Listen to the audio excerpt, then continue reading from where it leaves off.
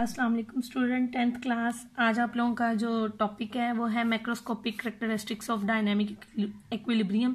It is the most important topic according to board. Board में अक्सर ये या लॉ ऑफ मैथ सेक्शन जो है इन दोनों में से एक ग्रुप में आ जाता है लेंथी क्वेश्चन के तौर पर, वो भी 5 मार्क्स का। ठीक है बेटा, इसको आपने बहुत अच्छे से याद करना है और लिख कर भी देखना है।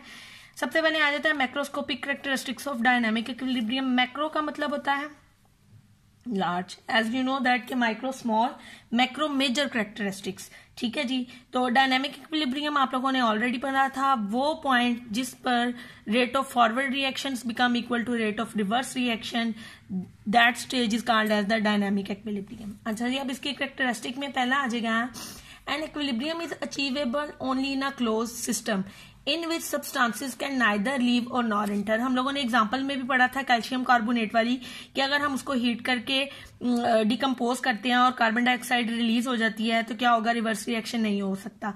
पहली बात है कि रिवर्स रिएक्शन होता ही क्लोज सिस्टम में है, इसीलिए डायनामिक इक्विलिब्रियम भी जो है वो सिर्फ और सिर्फ क्लोज सिस्टम में, ठीक है, बंद सिस्टम में हासिल किया जा सकता है। Point number 2, at equilibrium state, a reaction does not stop. Forward and reverse reaction keep on taking place at the same rate but in opposite direction.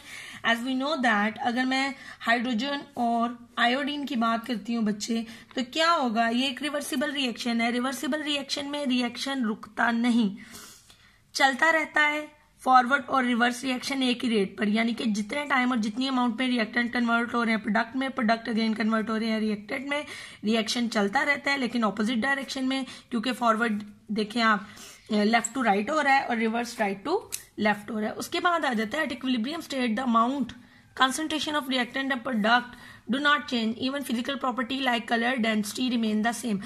अब होता है क्या बच्चे कि अगर रेट सेम है तो क्या होगा कि उनकी कंसंट्रेशन भी चेंज नहीं होगी। फॉर एग्जाम्पल डेली लाइफ से लेते हैं, इफ आई हैव 2 बकेट्स, इसमें आपके पास 6 एप्पल्स हैं, इसमें आपके पास 4 एप्पल्स हैं।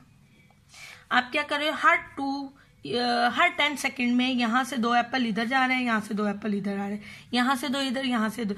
लेकिन अगर आप ओवरऑल देखो तो रिएक्शन हो रहा है, चीजें चल रही हैं। लेकिन अगर आप जब भी देखोगे तो यहां पर भी 6 होंगे, यहां पर भी 4 होंगे, चेंज तो कोई भी नहीं आ रहा है, यानी कि कंसंट्रेशन में फर्क नहीं आता क्योंकि रेट बराबर है। मैंने एग्जांपल इसलिए ली है, बहुत सारे बच्चे सोचते हैं कि डायनामिक इक्विलिब्रियम पर चीज इक्वल होनी चाहिए, यहां पर भी 4 नहीं। ये कंपल्सरी नहीं है कि इधर और इधर की अमाउंट इक्वल हो, ये कंपल्सरी है कि उनका रेट इक्वल हो। जितनी अमाउंट में रिएक्टेंट कन्वर्ट हो रहे हैं प्रोडक्ट में, उतनी अमाउंट में प्रोडक्ट कन्वर्ट हो रहे हैं रिएक्टेंट में। देखने में आपको लगेगा रिएक्शन स्टॉप है, लेकिन रिएक्शन स्टॉप नहीं होता, रिएक्शन चल रहा होता है। यहां पर उनकी अमाउंट में चेंज नहीं आता, इसलिए उनकी डेंसिटी भी वही रहती है, तो आपको कलर भी वही नजर आता है, उसकी फिजिकल प्रॉपर्टीज भी चेंज नहीं होती। An equilibrium state is attainable from either way. आप उसको रिएक्टेंट से भी स्टार्ट कर सकते हो, प्रोडक्ट से भी। कैसे, अगर मैं शुरू में हाइड्रोजन और आयोडीन लेती हूँ, फॉरवर्ड रिएक्शन ज्यादा होगा, रिवर्स रिएक्शन कम होगा। आहिस्ता आहिस्ता क्या होगा, क्योंकि पहले रिएक्टेंट है, प्रोडक्ट बनेंगे तो रिवर्स रिएक्शन होगा, तो शुरू में फॉरवर्ड रिएक्शन ज्यादा और रिवर्स रिएक्शन कम। आहिस्ता आहिस्ता रिवर्स रिएक्शन ज्यादा होता जाएगा, फॉरवर्ड कम होता जाएगा, दोनों इक्वल हो जाएंगे। लेकिन अगर मैं क्या करती हूँ, शुरू में हाइड्रोजन आयोडाइड ले लेती हूँ, प्रोडक्ट ले लेती हूँ, रिवर्स रिएक्शन ज्यादा होगा, फॉरवर्ड रिएक्शन कम होगा। आहिस्ता आहिस्ता रिवर्स रिएक्शन कम, फॉरवर्ड ज्यादा, और आपके पास क्या होगा, दोनों इक्वल। यानी कि हम इक्विलिब्रियम को रिएक्टेंट से भी स्टार्ट करके अटेन कर सकते हैं और प्रोडक्ट से भी स्टार्ट करके अटेन कर सकते हैं।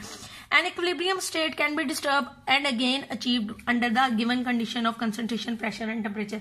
ना हम उसकी कंसंट्रेशन चेंज करें, ना प्रेशर ना टेम्परेचर, उसके अलावा हम उसको डिस्टर्ब करेंगे तो हम दोबारा से, यानी कि अगर उसके रेट को थोड़ा सा चेंज करेंगे तो क्या होगा, रिवर्स रेट ज्यादा करेंगे तो आहिस्ता आहिस्ता क्या होगा, फिर रिवर्स कम होगा, फॉरवर्ड ज्यादा होगा तो वो बराबर आ जाएगा। अगर हम फॉरवर्ड को ज्यादा कर देंगे, रिवर्स ज्यादा होगा, आहिस्ता आहिस्ता वो क्या होगा, हमारे पास डायनामिक इक्विलिब्रियम अटेन हो जाएगा।